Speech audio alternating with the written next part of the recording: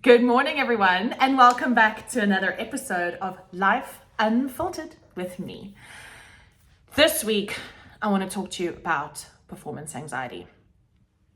I had coffee with a really close friend of mine recently, and we were talking about how difficult it is sometimes to separate out our identity from our results.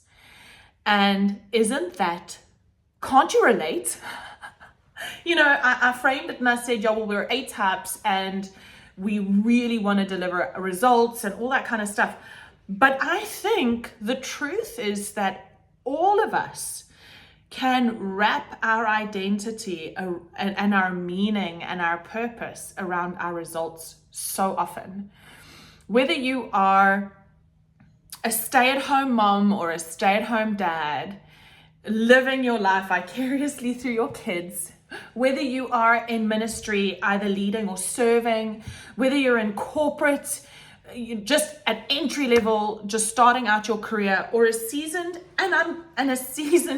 leader, so often we experience incredible self-imposed pressure because the results mean something about who we are.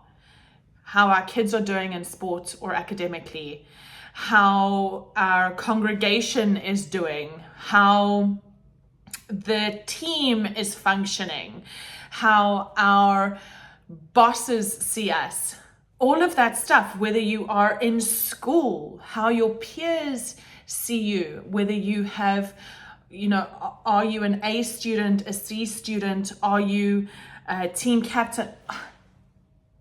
We make that result mean so much about who we actually are. Is it just me? Can you relate? Can you relate to me and my friend, right?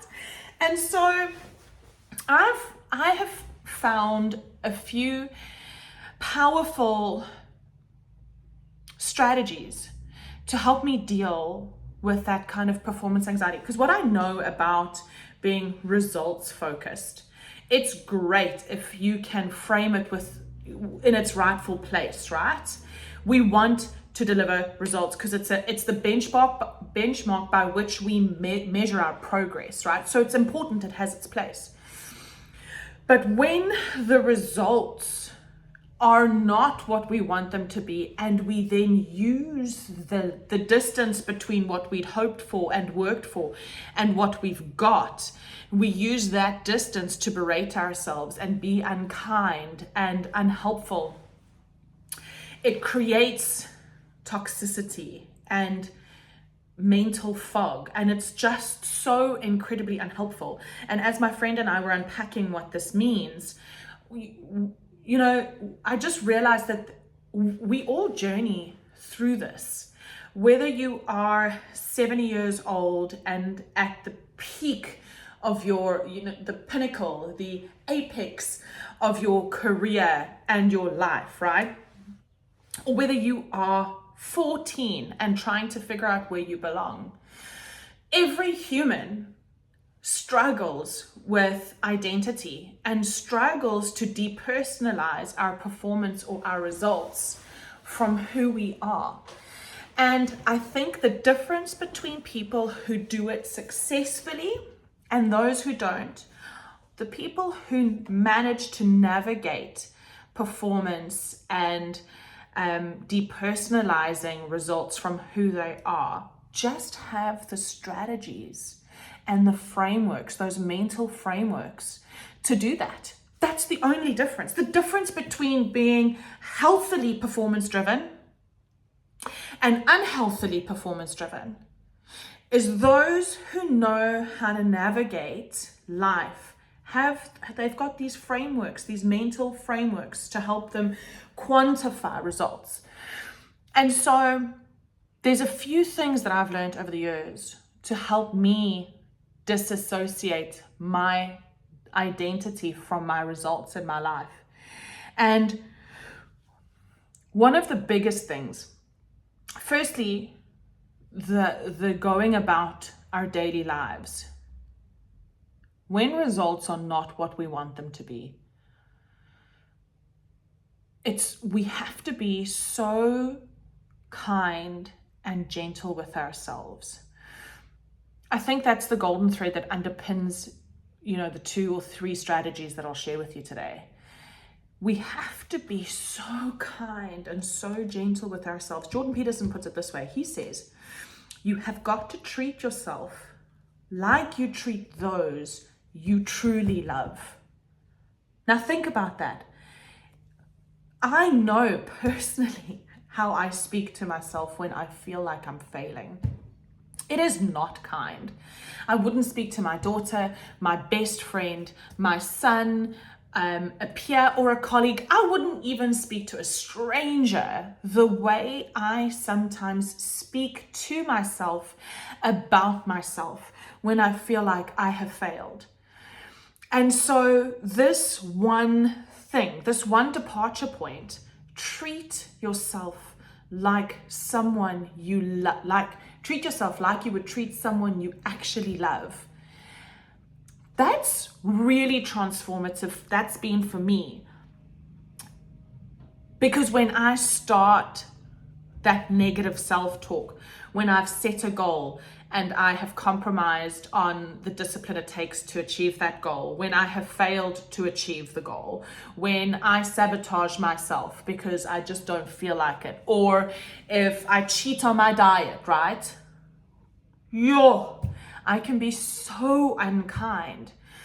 But what I've come to realize by working with professionals and individuals across many different sectors dealing with performance, right? Everybody knows that the way to success is riddled. That journey, that road to success is riddled with plot twists, recalibrations, failing and restarting. We don't demand perfection from anyone in our lives except from ourselves. Am I alone here? We create grace and space for the humanity in other people except in ourselves. Guys, it's so unhelpful. It is so unhelpful. If we can just start with this one thing and be gentle and be kind to ourselves, even when we are in the messiness, even when we are failing, even when we have compromised and made mistakes willingly or unknowingly, right? If we can treat ourselves and speak to ourselves the way we would treat and speak to those that we truly love, this entire thing becomes easier. This entire journey of leaning into meaning and trying to achieve something greater for the societies we serve, right? It becomes more life-giving. Because I know from personal experience, my lived experience, and my observed my observation of the lived experience of those that I coach and mentor is that we very rarely allow for the humanity in ourselves. And that's really unhelpful, because the one thing that does, I feel, the one thing that truly separates those people who live extraordinary lives from those who live ordinary and mundane lives is the quality of their thought life. And if we are not contending for the quality of our internal narratives and the quality of our, those internal dialogues, we are letting ourselves down, and we're making this journey, this pursuit for excellence, this pursuit for meaning, this pursuit for more, we're making it so much harder for ourselves.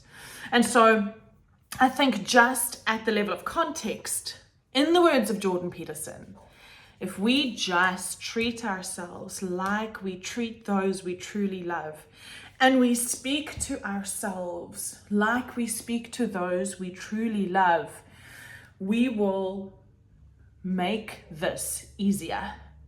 I can't stress this enough. Be kind, be kind, be kind, be kind. We don't treat anybody half as poorly as we treat ourselves when we feel like we're failing. Geez, we can get so down on ourselves and so critical and so unhelpful. It's so unhelpful. So we're departing from that, right? The other thing I really want to share with you in terms of being a performance-driven human, and again, having your identity wrapped up so tightly in the results. What I've come to realize is that the gifts and talents that we have been blessed with are very rarely for our own benefit or our own consumption. The gifts and the talents that have been put inside of us is not for us, but it's through us for others. And when you get that,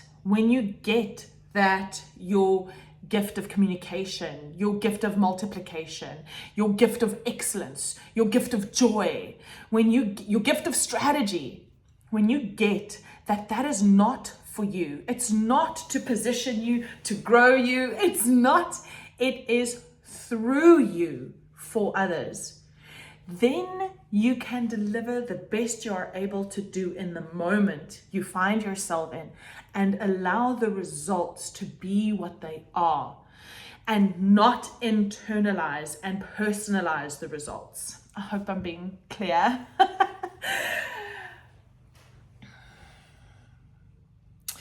The 3% close rate or conversion rate, the 95% on your exam, the 100% attendance at your conference or at your church, the growth rate of your organization. Those things are gifts through you for those you serve. They are not for you, right? If you have been called to live out excellence, if that is what you do, and I know a few beautiful human beings that have been called to live out excellence, then that is what you sacrificially do to honor the gifts you have been given, right? And realize that setting the example for others, bringing other people along in your pursuit of excellence, it's through you, not for you. If you've been given the gift to serve others through consulting, through networking, through influencing, right? Who follows you is not your responsibility. It's not for you. Who finds you and buys into what you're saying is not for me. My gift of equipping and encouraging and unlocking potential is not for me. It's through me for you, for those that listen and are inspired and ignited. I am not responsible for the amount of people that subscribe. I'm not responsible for the amount of humans that follow me. That God will bring who needs to hear what He's put inside of me to say. My responsibility is to bring what I have with reckless abandon, to spend myself and my talents completely in the pursuit of honoring Him. Now, if you get that, you free yourself from the anxiety of owning the result, because the result is not our responsibility. Submission and obedience to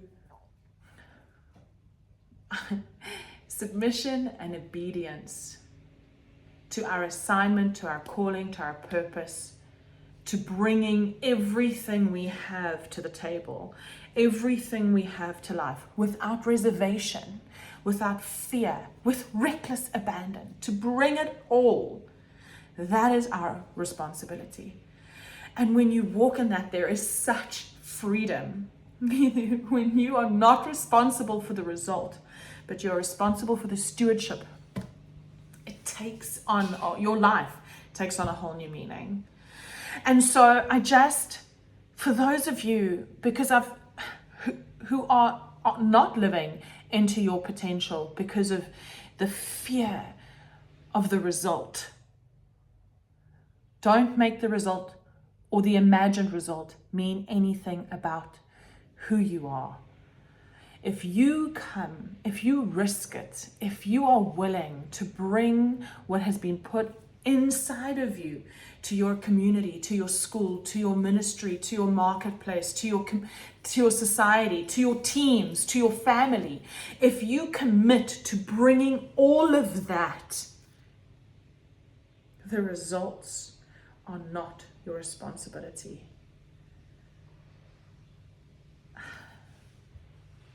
Treat yourself the way you treat those you truly love. Know that what you've got for this world is not for you, but it's through you for others. And that your only responsibility is to submit and obey and bring that with all your heart. And the results will take care of themselves. I hope this has been meaningful and impactful for you.